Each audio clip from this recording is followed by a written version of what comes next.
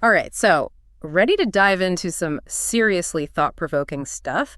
We're tackling Robert Greene's The 48 Laws of Power. This book is like a crash course in history, strategy, and, well, let's just say it doesn't shy away from the more unconventional ways to get ahead. Yeah, unconventional is one way to put it. Greene definitely pulls no punches when it comes to, like, the raw mechanics of power. Whether we like it or not, it's a game we're all playing. Totally. And to really dissect this, we've got excerpts from the book itself alongside this super in-depth summary from StoryShot. It's like getting Greene's unfiltered take and then this like strategic breakdown all in one. Best of both worlds, right? We get the raw insight and the clear framework to actually, like, make sense of it all. Okay, so 48 laws, that's a lot to, digest. Where does Greene even want us to begin this whole climb to the top? Well, he kind of throws down the gauntlet right off the bat, Law 1, never outshine the master. You'd think aligning yourself with someone super powerful is the way to go, right? But Greene says, not so fast. If they start seeing you as the threat, well, game over. So find someone powerful who also happens to be totally non-threatened by you. That seems a tad specific, no. It's about leverage. See, Greene actually says find a weaker leader, someone you can become indispensable to. It's not about being the star, it's about being the, like, essential force behind the throne, the power behind the power, Okay, I have to say, I'm already feeling a little ethically murky about all this, but the intrigue, it definitely outweighs my apprehension. So give me an example, like, how's this played out historically? Think knights. Those guys back in the day, risking it all for their lord, Greene uses them as a prime example. Sure, they were brave and all, but at the end of the day, they were replaceable and easily, let's say, discarded when their usefulness ran out. So loyalty, bravery, all that, it only gets you so far if someone else can, swing a sword just as well as you. Ouch. Yeah, that's the gist of it. Now, Law 2, this one dives into reputation, which, and Greene's pretty adamant about this, is even more crucial than your word. Whoa, okay, strong words. But honestly, in the age of, like, social media where one wrong tweet can ruin you, it kind of makes sense. Right. I mean, think about it. One viral post can be way more impactful than years of, like, actual hard work. But this also ties directly into Law 3, which is all about keeping them guessing. Conceal your intentions. Ooh. Okay, now we're getting to the cloak and dagger stuff. I'm getting serious Art of War vibes. Well, Greene actually uses the example of goals. Talking about them, sure, but never revealing your real objective keeps people off balance. So, like, throw them off the scent. Make them think you're going for point A, when really you've got your sights set on Z. Exactly. Think about, like, military strategy. If your opponent has no clue what your end game is, how can they even counter you? This applies to, like, everyday stuff, too. Negotiations, for example. It's not about being deceitful, but strategically ambiguous, you know what I mean? Ooh, I like that. Strategic ambiguity. So it's less about outright lying and more about, like, playing your cards close to the vest. Exactly. Control the information, control the game. Which leads perfectly into Law 4. Appear flawless, but not too flawless. Because believe it or not, there's a downside to being too perfect. Wait, hold on. Are you telling me there are downsides to, like, being impeccable? My whole worldview is crumbling right now. Okay, think of it this way. Have you ever met someone who is just, like, so perfect it was kind of intimidating? And maybe you felt this, like, twinge of, I don't know, not envy exactly, but maybe a little suspicion? Okay, now that you mention it, yeah. It's like you just assume they're hiding something, right? Or their life is this, like, meticulously crafted illusion. And that right there, that's why Greene says aiming for absolute perfection, it can backfire. Right. He uses that whole biblical story of Joseph and his brothers to make this point. Joseph, he's talented, successful, and his brothers, well, they were so blinded by envy, they sold him into slavery. Wow, okay. That definitely escalates the stakes a bit. It's like the classic tale of tall poppy syndrome, right? You cut down anyone who gets too high, too visible, too successful. The takeaway. Downplay your achievements a little. Let people think luck played a part. You seem less threatening, more relatable. So instead of being the shiniest, most perfect penny in the jar, maybe aim for, I don't know, well-circulated but still valuable. You got it. It's about, like, subtly revealing those strengths without setting off any unnecessary competition or resentment. This is seriously making me rethink every time I've, like, bragged about acing a test or something. A little humility goes a long way. Humility or strategically veiled triumph. Either way, it's about playing the game smart. And speaking of strategy, Law 5 is a bold one. Don't commit to anyone. Ooh, now that sounds spicy. Tell me more. It's about maintaining your independence, Greene's argument is that pledging allegiance too quickly, whether it's to a person, a cause, an idea, it chips away at your power. So play the field. Be Switzerland. Think of it as strategic non-alignment. You become the prize, the valuable one, and then everyone else is working harder to win you over. Like being the swing vote in, I don't know, a tight election or something. Everyone wants you on their side. Precisely. And that actually segues perfectly into one of my personal favorites, Law 6. It is better to speak less than you need to. Ooh, the power of silence. I can already see how this ties into like concealing your intentions, seeming flawless, but not too flawless. Exactly. Speaking less keeps them guessing. Yeah. It adds that air of mystery, you know.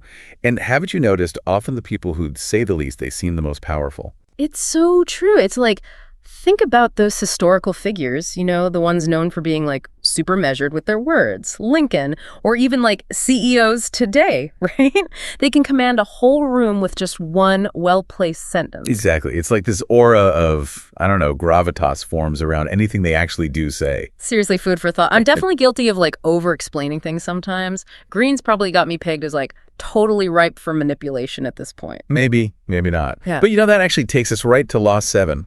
This one tends to raise a few eyebrows. It's avoid the unhappy and unlucky. Yeah, I can see why. That one sounds, I don't know, kind of harsh at first glance. Is Greene really saying we should, like, ditch our friends the second they hit a rough patch? No, not at all. It's more about recognizing that, well, negativity can be kind of contagious. We've all been around those people who are constantly, like, complaining. It's draining, right? And Greene's argument is that prolonged exposure to that kind of mindset, it can actually hinder your own success. So it's like what? Emotional secondhand smoke? Bad vibes are literally bad for your well-being. It's more than that even. It can become like a self-fulfilling prophecy, almost. Surround yourself with negativity and, well, don't be surprised if you start attracting more of it. They even go so far as to call these people infectors. Okay, infectors is a little harsh. But I get the point. It's not about, you know, writing off a friend who's going through a tough time. It's more about setting boundaries, I guess. Protect your own energy and all that. Exactly. Yeah. You can't pour from an empty cup. Right. And honestly, this applies to the people you choose to be around, too. Greene's argument is we should actively seek out those who uplift us, you know, the people who, like, embody the qualities we want to cultivate in ourselves. So ditch the Debbie Downers and go assemble a squad of, like, up with people types. Pretty much. Curate that social circle strategically to, you know, support your own growth. All right. Now, this one's a bit more about, like, practical strategy. Law 8. Always appeal to people's self-interest rather than their mercy or appreciation. Ooh, okay, this is giving me major negotiation 101 vibes. Right.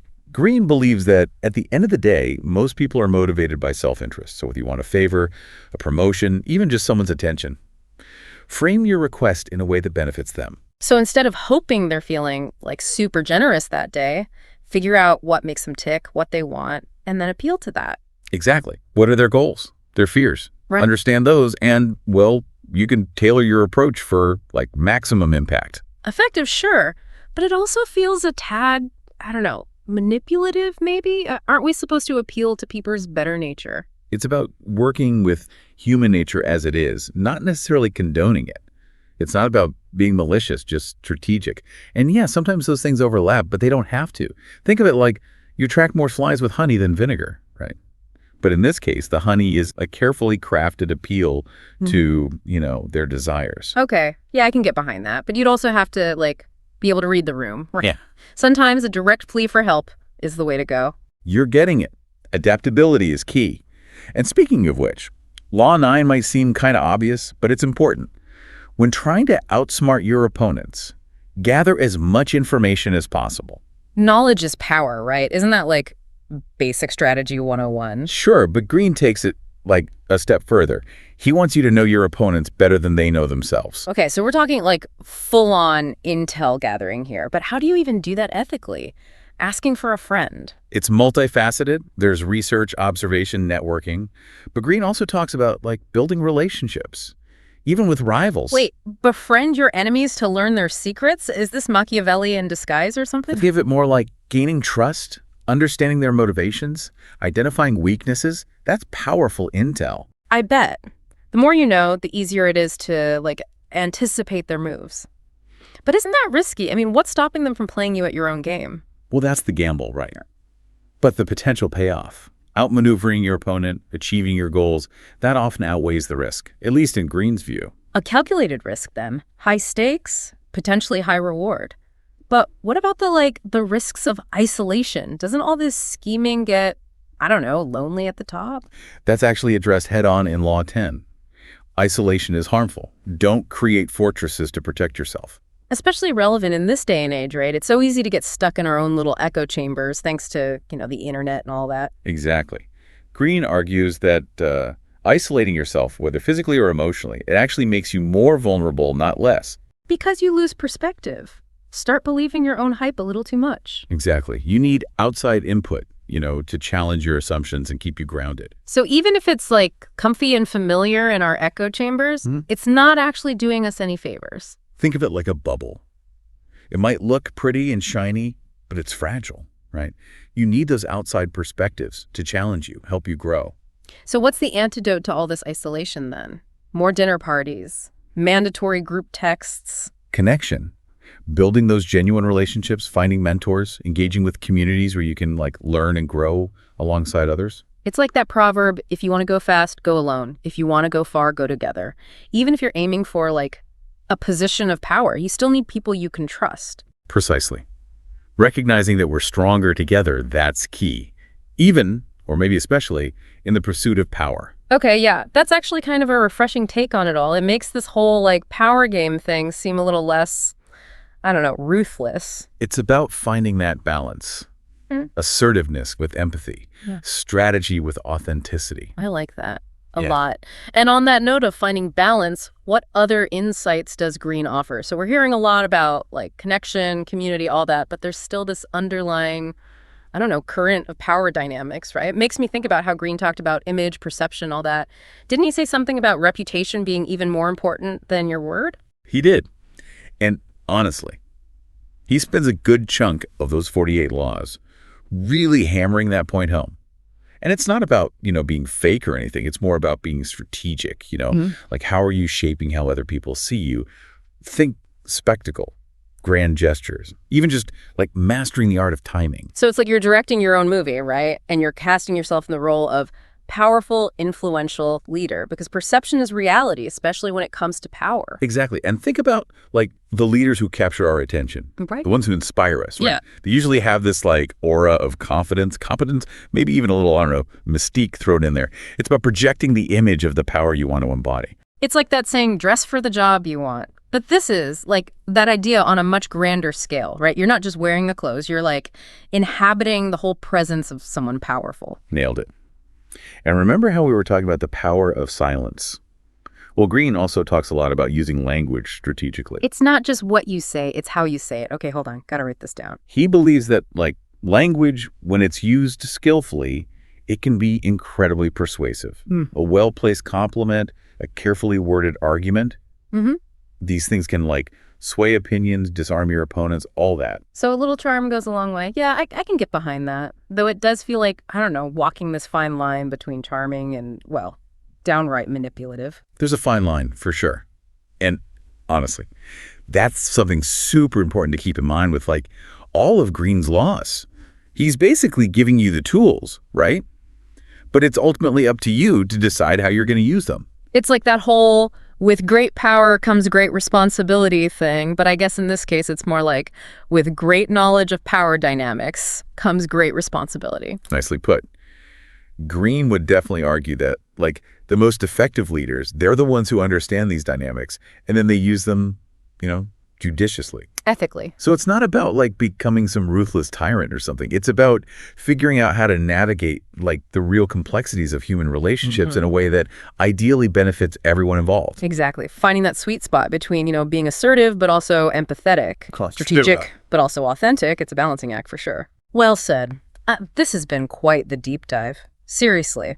We covered everything from strategic silence to the dangers of, isolating yourself at the top. So what's the biggest takeaway for you? For me, it's how Greene really pushes us to see the world as it is, not as we wish it was. Those power dynamics, they're always there, whether we're paying attention or not. Right. It's he's handing us this toolkit, And he's saying, all right, now you know the rules of the game, so how are you going to play it? Exactly. And that's the question, isn't it? Because like it or not, we're all players in this game.